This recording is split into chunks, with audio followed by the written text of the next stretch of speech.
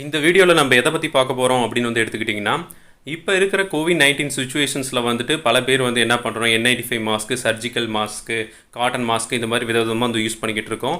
எந்த மாதிரி mask use பண்ணதான் நல்லது அப்படிங்கிறத பற்றி சொல்ல போகிறேன். நீங்கள் இந்த வீடியோவை முழுமையாக பாருங்கள். அப்போ தான் உங்களுக்கு அந்த மாஸ்கோட அவசியம் புரியும். ஓகேவா? இப்போ டாபிக் உள்ளார போவோம். இப்போ ஃபஸ்ட்டு நம்ம சர்ஜிக்கல் மாஸ்க்கை பார்ப்போம். சர்ஜிக்கல் மாஸ்க் அப்படிங்கிறது பார்த்தீங்கன்னா மோஸ்ட் ஆஃப் த மெம்பர்ஸ் இதை யூஸ் பண்ணிக்கிட்டு இருக்கோம். பட் எல்லாம் ப்ராப்பராக இந்த மாஸ்க் யூஸ் பண்ணுறாங்களா அப்படின்னா அது இன்னுமே கொஸ்டின் மார்க்காக தான் இருக்குது. ஏன்னா சம்டைம்ஸ் வெறும் மவுத்தை மட்டும் கவர் பண்ணியிருக்காங்க. நோஸையும் மவுத்தையும் ரெண்டுமே சேர்த்து தான் அவங்க கவர் பண்ணணும். பட் ஆனால் அப்படி கவர் பண்ணுறதுல ஒரு பிரயோஜனமும் கிடையாது. சும்மா வெறும் மவுத் மட்டும் கவர் பண்ணுறதுல ஒரு பிரயோஜனமும் கிடையாது. பட் அப்படியும் இருக்கிறதுனால இது சைடில் சில டைம்ஸ் இந்த மாதிரி மாஸ்க் வியர் பண்ணும்போது சைடில் கேப் வரதுக்கு நிறைய சான்சஸ் இருக்குது சர்ஜிக்கல் மாஸ்க்கு. இதனால் பார்த்தீங்கன்னா அந்த ஜெர்ம்ஸ், இந்த வைரஸ் இது மாதிரியான பார்ட்டிகல்ஸ் என்ட்ரு ஆகிறதுக்கு நிறைய வாய்ப்புகள் அதிகம். நீங்கள் அந்த சர்ஜிக்கல் மாஸ்க் யூஸ் பண்ணிங்கன்னா ப்ராப்பராக எந்த கேப்பும் இல்லாமல் யூஸ் பண்ணுறது பெஸ்ட் அப்படிங்கிறது என்னோட அட்வைஸ்.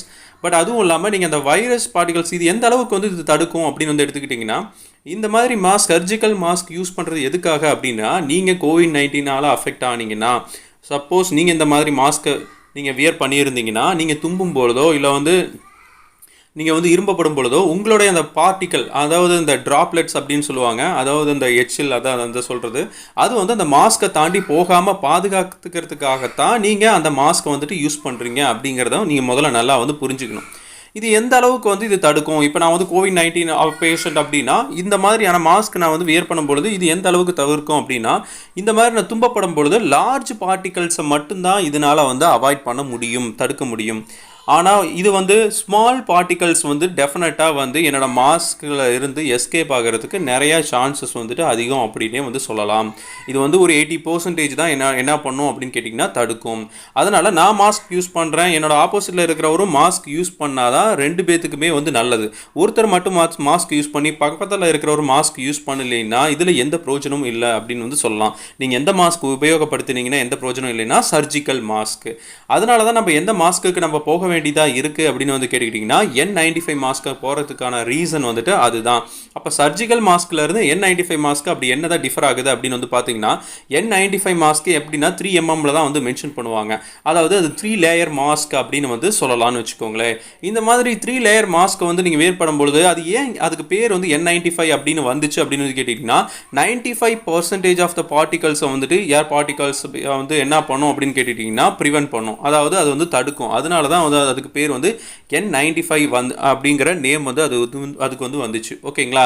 அதில் என்ன மாதிரி டிஃபிகல்ட்டிஸ் இருக்கலாம், நீங்கள் அது ப்ராப்பராக நீங்கள் வியர் பண்ணியிருந்துருக்கணும். அதுக்கும் மேலே மெட்டல் ஸ்ட்ரிப் மாதிரி கொடுத்துருப்பாங்க. அந்த மெட்டல் ஸ்ட்ரிப்பை நோஸில் கரெக்டாக நீங்கள் மவுண்ட் பண்ணி வைக்கணும். அப்படி வைக்கப்படும் பொழுது தான் உங்களோட நோஸ் அண்ட் மவுத் இது ஃபுல்லாக ரெண்டுமே இது ஈஸியாக என்ன பண்ணணும்னா கவர் பண்ணும். இது 95% ஆஃப் த ஏர் பார்ட்டிகல்ஸை என்ன பண்ணணும்னா அவாய்ட் பண்ணும். அதாவது ஏரில் நிறையா அந்த வைரஸ் இந்த மாதிரிலாம் இருந்துச்சுனாலும் அதை எல்லாத்தையுமே ஃபில்டர் பண்ணிவிட்டு உங்களுக்கு அந்த ஏர் மட்டும் உங்களுக்கு கொடுக்கும். ஏன்னா அது 3mm மாஸ்க் அப்படிங்கிறதுனால. அதனால தான் டாக்டர்ஸ் அந்த மாதிரி டாக்டர்ஸ் அப்புறம் நர்ஸ் இவங்கெல்லாம் N95 மாஸ்க் ஏன் ப்ரிஃபர் பண்ணுறாங்க அப்படின்னு எடுத்துக்கிட்டிங்கன்னா, அவங்க அந்த இடத்துல வேலை செய்கிறவங்க கண்டிப்பாக அதோட முக்கியத்துவம் அவங்களுக்கு வேணும். ஏன்னா அந்த வைரஸ் டெஃபினட்டாக ஃப்ளோட்டிங் கண்டிஷன்ஸ்லேயே இருக்கும். அவங்க பேஷண்ட்ஸ் எல்லாம் பார்க்கப்படும் பொழுது அப்படி இருக்கிற கண்டிஷன்ஸில் அவங்க எனி டைம் அந்த N95 மாஸ்க் வியர் பண்ணிக்கிட்டே தான் இருக்கணும். அவங்க இந்த நார்மல் சர்ஜிக்கல் மாஸ்க் எல்லாம் போட்டாங்கன்னா டெஃபினட்டாக அவங்களும் கோவிட்-19 அஃபெக்ட் ஆகிடுவாங்க. அதனால தான் அந்த மாதிரி பீப்புளுக்கு N95 மாஸ்க்குங்கிறது ரொம்பவே அவசியமாகப்படுது. ஓகேவா? இது ரொம்பவே முக்கியங்க. நான் ஆல்ரெடி என்ன சொல்லியிருந்தேன் அப்படி கேட்டுக்கிட்டிங்கன்னா, சர்ஜிக்கல் மாஸ்க் நீங்கள் வியர் பண்ணியிருந்தீங்கன்னா உங்களுக்கு அதாவது லார்ஜ் பார்ட்டிகல்ஸை மட்டும்தான் அது என்ன பண்ணணும்னா ப்ரிவென்ட் பண்ணும், அதாவது அதை தடுக்கும். இதே ஸ்மால் பார்ட்டிகல்ஸ் எல்லாமே அது வழியாக உள்ளே என்ட்ரு ஆகிடும் அப்படின்னு சொன்னேன். பட் ஆனால் N95 மாஸ்க் நீங்கள் வியர் பண்ணினீங்கன்னா அது ஸ்மால் பார்ட்டிகல்ஸையும் தடுக்கக்கூடிய அளவுக்கு அது வலிமை கொண்டது அப்படின்னு சொல்லலாம். அந்த சர்ஜிக்கல் மாஸ்க்கை பொறுத்த வரைக்கும் அது டெய்லி யூஸ் கிடையாது. இது ஒரு நாள் நீங்கள் யூஸ் பண்ணிட்டீங்கன்னா அடுத்த நாள் அதை த்ரோ பண்ணிவிட்டு வேறு ஒன்று தான் யூஸ் பண்ணி ஆகணும். But N95 costly. பட் இருந்தாலும் ஒரு 2-3 டேஸ் அல்லது 4-5 டேஸ் நீங்கள் யூஸ் பண்ணிக்கிட்டு நீங்கள் அதுக்கப்புறமேட்டு வேறு ஒரு மாஸ்க் வாங்கி யூஸ் பண்ணிக்க வேண்டியதுதான். பட் இதோட கம்பேர் பண்ணும்போது N95 இதில் ஈஸியாக வைரஸை இருந்து நம்மளை தற்காத்துக் கொள்வதற்கு ரொம்பவே சிறந்ததுன்னு சொல்லலாங்க. நீங்கள் சர்ஜிக்கல் மாஸ்க் யூஸ் பண்ணுற மாதிரி இருந்துச்சுன்னா கொஞ்சம் உங்களுக்கு மூச்சு விடுறதுக்கு கொஞ்சம் ஈஸியாக வந்துட்டு இருக்கும். பட் நீங்கள் N95 மாஸ்க் வந்து யூஸ் பண்ணுறீங்கன்னா உங்களால் வந்து கொஞ்சம் ப்ரீத்திங் பண்ணுறதுக்கு டிஃபிகல்ட்டாக வந்துட்டு இருக்கலாம். ஏன்னா அது வந்து 3 லேயர்ஸ் வந்துட்டு இருக்கிறதுனால ஏர் வந்து ப்ரீத் பண்ணுறதுக்கு கொஞ்சம் கஷ்டமாக தான் இருக்கும். உள்ளே வந்து ஹீட் அதிகமாக இருக்கிறதுக்கு வந்து சான்சஸ் வந்துட்டு அதிகமாகவே இருக்குங்க.